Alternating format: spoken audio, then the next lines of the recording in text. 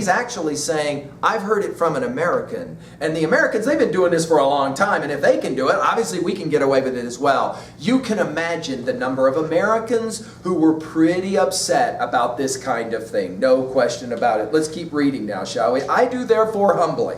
He says the word again. So notice, this is like the third time the word humble has been used, right? We've got, of course, or suggested in modest, right? Modest, humble. In other words, I hope nobody's upset. Obviously, people reading this were like, whoa, whoa, whoa, what did I just read? And they would go back and they would begin to read again what they were reading before. Let's go ahead now to it in page 620 at the very top of the page. I do therefore humbly offer it to public consideration that of the 120,000 children already computed, 20,000 may be reserved for breed, whereof only 1/4 part to be males, which is more than we allow to sheep, black cattle, or swine. And my reason is that these children are seldom the fruits of marriage, a circumstance not much regarded by our savages. Therefore, 1 male will be sufficient to serve 4 females, that the remaining 100,000 may at a year old be offered in sale to the persons of quality and fortune. Think back to the painting that you were looking at the very beginning of our essay. Through the kingdom, always advising the mother to let them suck plentifully in the last month, so as to render them plump and fat for a good table. A child will make 2 dishes in an entertainment for friends, and when the family dines alone, the fore or hind quarter will make a reasonable dish, and seasoned with a little pepper or salt will be very good, boiled on the 4th day, especially in winter. That especially in winter is really, really dark satire. In other words, he says, this is what I recommend. We got 120,000 kids nobody wants. We're going to take a certain number of those, let's call it 20,000, and we're going to use the males to breed, okay? And we're going to allow them to breed because we've got to make more children. Why do all of a sudden now are we wanting to make more children? Because we're going to eat them. Yeah, we're going to eat our children, these children that nobody wants. But let's be clear, we're going to eat them before or by the age of 1. Only then. In other words, they're going to be way, way too young to ever know that they're being killed and eaten, the children. And this will work out for everybody. Now, of course, at this point, a lot of readers are going to begin, like this mother who called me, and that's the moment that she called me. She didn't read any further. She was just like, whoa, whoa, whoa, what are we talking about here? We're going to drive through our Arby's and say I'd like to have children's fingers and soy sauce with it? I mean, seriously? You cannot be serious here. Of course, notice Swift. This is the power of satire. He never, ever says at any point in the essay, just kidding, just kidding. But I am going to point out before we now get into this essay, are you ready for this? Swift's arguments all work. Let's point this out right away. His arguments all work. Everything he's going to say about this proposal from this point on, they actually all work. Of course, there's only one problem with the proposal.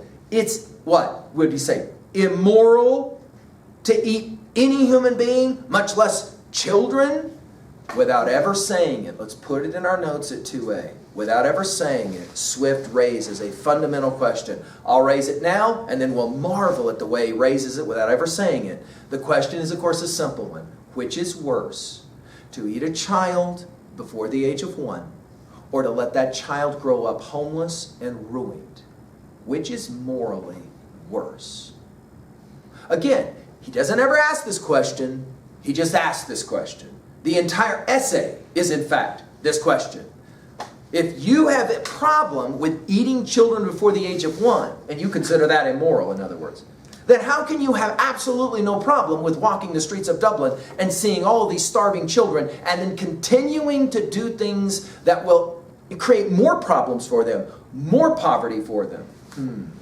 Let's take a look now at his persona. Again, a fascinating voice persona that he uses.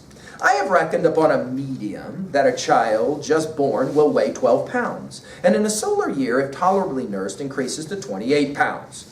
I grant this food will be somewhat dear, and therefore very proper for landlords who, as they have already devoured most of the parents, seem to have the best title to the children. Dark irony. The landlords who keep raising the rent, right? And then, of course, when these people can't pay it, throw them out, right, into the street. He says they've already devoured, the landlords have already devoured the parents anyway, so they're not going to have any problem devouring their children.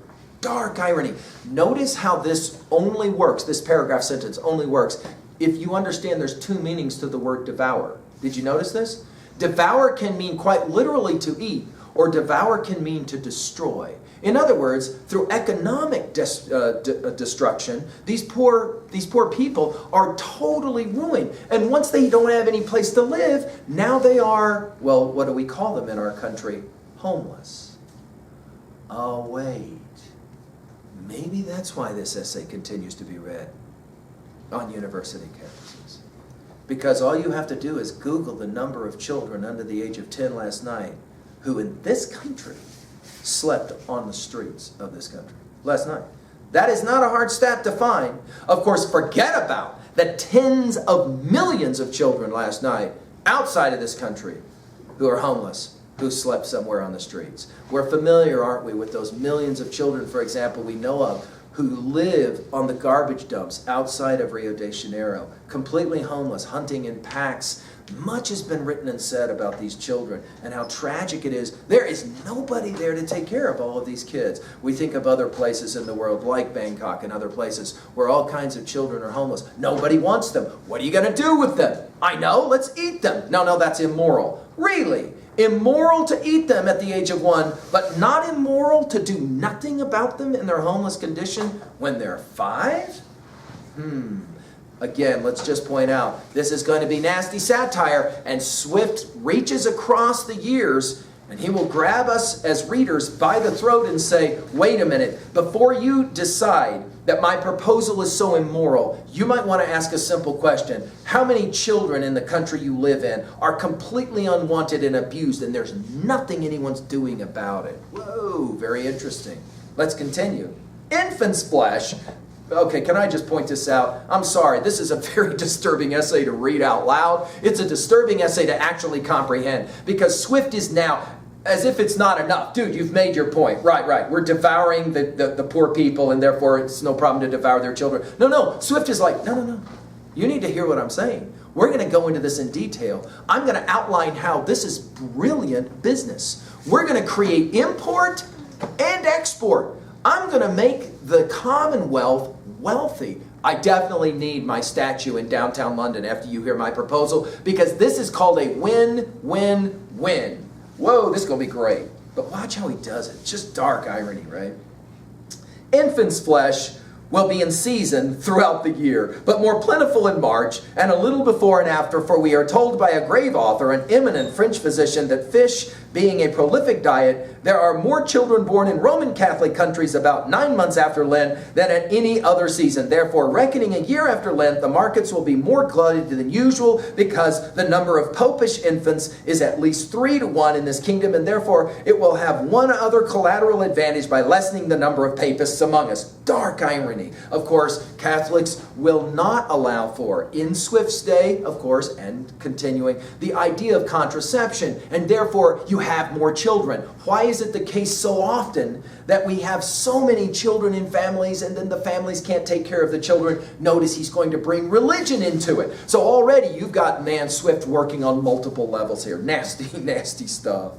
I have already computed, right, last paragraph on page 620, I've already computed the charge of nursing a beggar's child, in which list I reckon all cottagers, laborers, and 4/5 of the farmers, to be about 2 shillings per annum, rags included, and I believe no gentleman would repine to give 10 shillings for the carcass of a good fat child, which, as I have said, will make 4 dishes of excellent nutritive meat, when he has only some particular friend or his own family to dine with him. Again, you can already see why that painting was there at the beginning of the essay. In other words, when the really wealthy get together and they want to have a little get-together meal in the afternoon, eating children will be perfect for that. Whoa. Thus, the squire will learn to be a good landlord and grow popular among his tenants. The mother will have 8 shillings net profit and be fit for work till she produces another child. In other words, everybody's going to be happy in this arrangement. The mothers will, of course, take very good care of their children, because they're going to get money for their children at the age of 1 so that their children can be killed and eaten. And so everybody's going to be very, very happy in our proposal. Notice at no point, again, I'll say this to you for a 2B, you could write it down. At no point does Swift ever step out of his persona and say, guys, I'm just kidding. I'm making a point here. Never does it, which means you can read the entire essay and go, dude, is he like serious? Because you're never, that's the beauty of satire, you're never totally sure, right, if in fact this is serious or it is satiric. That's one of the problems with satire, right? Those, top of page 621, those who are more thrifty, as I must confess the times requires, may flay the carcass, the skin of which artificially dressed, will make admirable gloves for ladies and summer boots for fine gentlemen. In other words, whoa, this is even better. We're not going to waste any part of the young children. We're even going to use their skin, and that will allow us to make fine gloves and nice boots for the people who can obviously afford them. In other words, going back to this idea of the upper class. Can you imagine if you are a landowner and a person of some wealth and you're reading this essay? Up to the point when he said, let's eat the kids, you were in total agreement with him. Here, here, we got serious problems. 120,000 kids nobody wants every year. We got to find a solution to the problem because every other solution hasn't worked. We'll eat them. Whoa, whoa, whoa, what? But you notice, it's like driving, you know, a lot of authors have pointed out. Stephen King in a famous essay said this, when you drive past an ambulance with bodies lying around, you don't want to look, but you do want to look. In other words, you look. That is to say, you keep reading. So you're like, this is atrocious. How dare you say this? Let me read one more paragraph. Swift is genius at doing this. So he can, you know, obviously you can flip ahead in the book and see, we got a lot more of this essay left to go, right? He's going to write for a while. So you're already wondering, good heavens, what more could he say to offend? Yeah, right. This is what's going to make you want to read even more. As to our city of Dublin, shambles may be appointed for this purpose. Shambles here, your footnote will tell you, slaughterhouses in other words. In other words, hey, if we slaughter cows and we slaughter pigs, then why not have shambles or slaughterhouses for these children? I mean, clearly we're going to have a good way to take these children to their death, right? If we're going to eat them well, we got to make sure that we preserve their meat, etc., etc. Again, notice this persona is very, very objective. It's very unemotional. Did you notice this? Very unemotional. Just the facts. I'm just giving you the facts. I mean, if we're going to eat our children, we obviously have to kill them. If we're going to kill them, then we obviously need to do it in some kind of slaughterhouse. Because when you start killing lots and lots of children, it's obviously a nasty, smelly business. Therefore, we're going to have slaughterhouses, right? May appointed for this purpose in the most convenient parts of it, and butchers may be assured will not be wanting, although I rather recommend buying the children alive and dressing them hot from the knife as we do roasting pigs.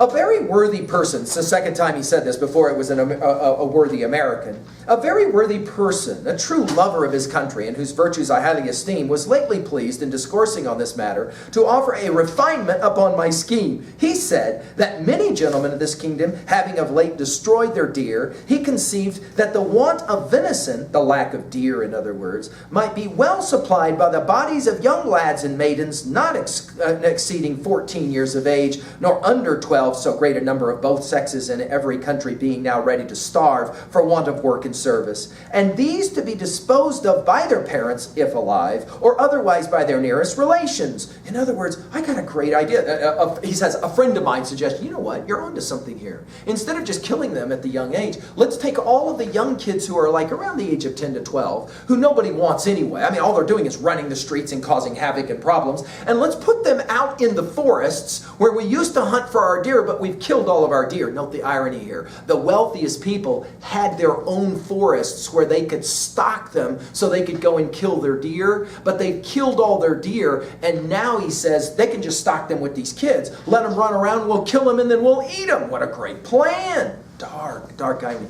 Notice, Swift, however, doesn't say this is my idea. He says, a friend of mine said, this is a great plan, let's continue. By the way, what's powerful at 2B, let's write this down. What's powerful about having this aside? He says, I've shared this idea with landowners, and they're great about it. In fact, one landowner said, I can even fix the problem. I can make it even better. Your plan is great, but let's add on to it, which of course starts to make it sound really, really dark, right? Let's keep going. But with due deference to so excellent a friend and so deserving a patriot, I cannot be altogether in his sentiments. For as to the males, my American acquaintance, second time, you can imagine the rage involved in all of this, right? My American acquaintance assured me from frequent experience that their flesh was generally tough and lean like that of our schoolboys by continual exercise, and their taste disagreeable, and to fatten them would not answer the charge. In other words, he says, yeah, here's the problem. 12-year-olds are really thin.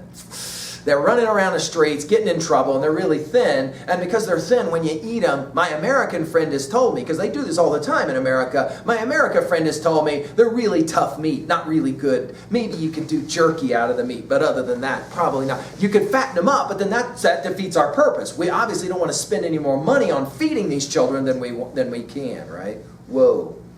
Then, as to the females, it would, I think, with humble submission, again, notice the word humble, be a loss to the public because they soon would become breeders themselves. In other words, hey, we're not going to go out and hunt the girls and kill them. We need them to produce children. Note the irony here. We're going from 120,000 kids nobody wants to, hey, let's convince these girls who are teenage girls to have as many children as possible so that we can eat more of their children, their offspring, before the age of 1. Great plan. Dark irony. And besides, it's not improbable that some scrupulous people might be apt to censor such a practice, although indeed very unjustly, as a little bordering upon cruelty, which I confess has always been with me the strongest objection against any project, however so well intended. In other words, he says, you know, it's kind of cruel, though, to send a bunch of 12-year-olds out into the woods and we're going to hunt them down with bows and arrows and guns. Kind of mean. That's probably mean because they know what's coming. In other words, he says, I don't want my proposal to be cruel. Ooh, dark irony. By the way, just so you can get a sense of this, your textbook wants to make sure you understand this is a serious problem in Ireland. Hop over on 621 to Literature and Context, the Irish Troubles. Let's read that really quickly. In the later 17th century, just as Swift was growing up, England encouraged Scottish Protestants to immigrate to Northern Ireland and confiscate land owned by Catholics. Political power in Ireland became concentrated exclusively in the hands of the Protestant upper class, which comprised only about 10% of the population.